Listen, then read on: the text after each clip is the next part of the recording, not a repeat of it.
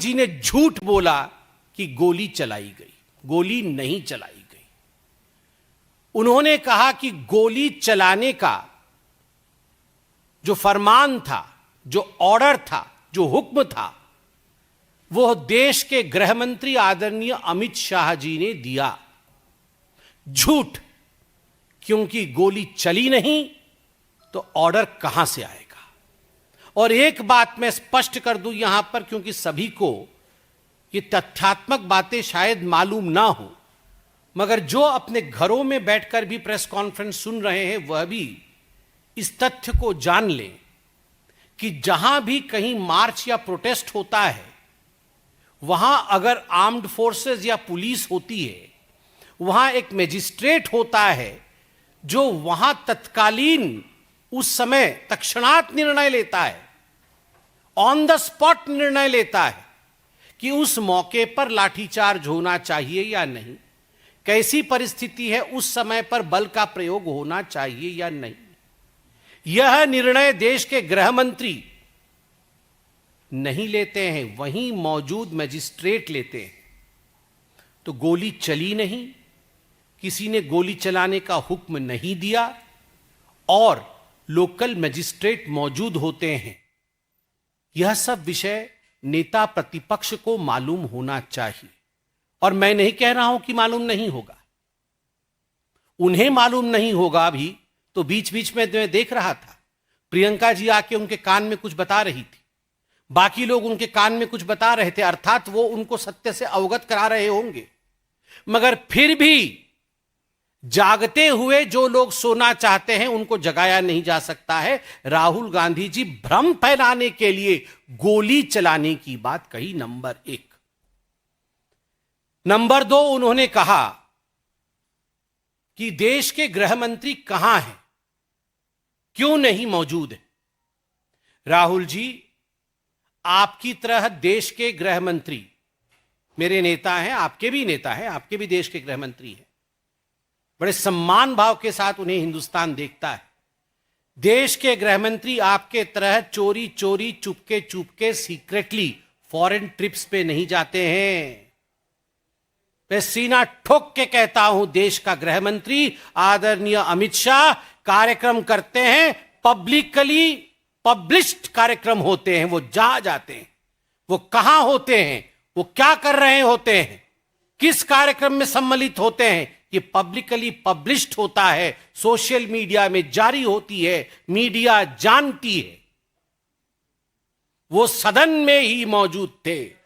जिस समय राहुल गांधी बोल रहे थे वो सदन में ही मौजूद थे, मगर फिर भी राहुल गांधी ने कहा गृह मंत्री कहा गए। और यह बिल, जो बिल अनफेयर प्रैक्टिसेस का लाया गया था, प्रिवेंशन ऑफ अनफेयर प्रैक्टिस, इस प्रिवेंशन ऑफ अनफेयर प्रैक्टिस के बिल को जिस मंत्री जी ने, माननीय जितेंद्र सिंह जी ने ले किया था टेबल पे, जिस पे जवाब भी जब माननीय मंत्री जितेंद्र सिंह जी ने दिया, वो सदन के गृह में पूरी तरह से मौजूद थे। जिस समय राहुल गांधी जी कह रहे थे, उस समय भी जितेंद्र सिंह जी वहां मौजूद थे और लिख रहे थे राहुल जी क्या कह रहे हैं, ताकि वो जवाब दे सके।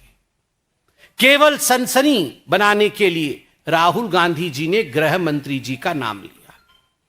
तीसरा विषय गंभीर है। इतने सारे आप पत्रकार बैठे हैं, मुझसे तो अधिक बहुत ध्यान से और बिंदुवार तरीके से आपने राहुल गांधी जी के भाषण को सुना होगा, क्योंकि आपको रिपोर्टिंग करनी होती है। वहां तो दिन भी था, हम कई बार अच्छे से भी नहीं सुन पाते हैं, मगर आप तो बहुत ध्यान से सुनते हैं। एक बात मुझे क्लियरली बताइए, राहुल गांधी जी ने आज क्या कहा? 3 कैटेगरी होती है।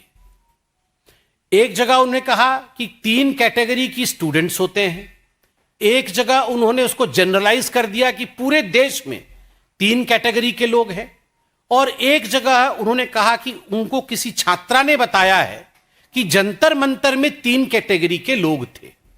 तो कुल मिलाकर के उनके कहने का तात्पर्य था कि या तो स्टूडेंट्स 3 कैटेगरी के होते हैं, या तो देश की जनता 3 कैटेगरी की होती है, या तो जो लोग जंतर मंतर में प्रदर्शन कर रहे थे वो लोग 3 कैटेगरी के थे। एक कैटेगरी है स्टूडेंट्स, दूसरा कैटेगरी है इडियट, और तीसरा कैटेगरी है अंधभक्त।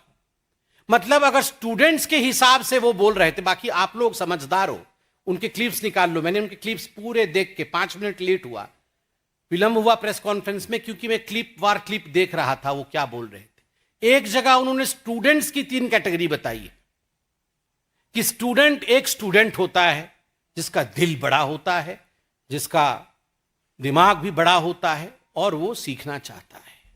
दूसरा कैटेगरी ऑफ स्टूडेंट है वो इडियट होता है, वो एरोगेंट होता है, वो किसी की नहीं सुनता है।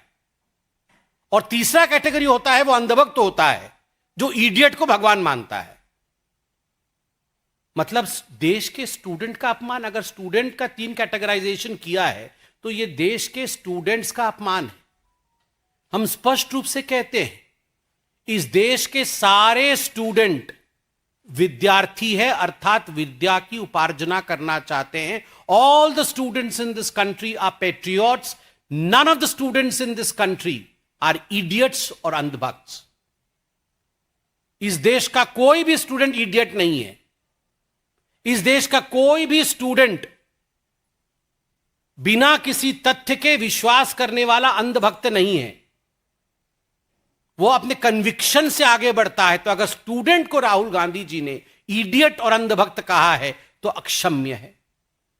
और अगर उन्होंने जंतर मंतर पे आए हुए लोगों को 3 कैटेगरी में विभक्त किया है, उनकी जो छात्रा से बातचीत हुई, उस बातचीत में छात्रा ने उन्हें कहा, एक जगह वो ये भी बता रहे हैं कि 3 कैटेगरी के लोग आए। एक कैटेगरी वहां स्टूडेंट्स के आए, समझ में आता है, जंतर मंतर में स्टूडेंट्स आए थे। दूसरी कैटेगरी जंतर मंतर में आई, वो इडियट्स आए। कौन है वो इडियट? मैं तो देख रहा था कौन कौन आए। मैंने लिस्ट मांगी ऑफिस से कि कौन कौन आए थे, तो किसी ने दिखाया कि दूसरे पार्टी के लोग आए थे, कई पार्टी के लोग आए थे, नेता आए थे वहां पे, कई कुछ मूवी स्टार वगैरह भी आ गए थे। तो ये जो नेता आए थे, मैं उन नेताओं का नाम नहीं ले रहा हूं क्योंकि वो ऑपोजिशन वाले हो सकते हैं, मगर उनके लिए भी ऐसे शब्द का प्रयोग करना ठीक नहीं है। क्या वो जो नेता सब आए थे वो इडियट्स थे? वे दे इडियट्स और अंधभक्त थे वहां पे?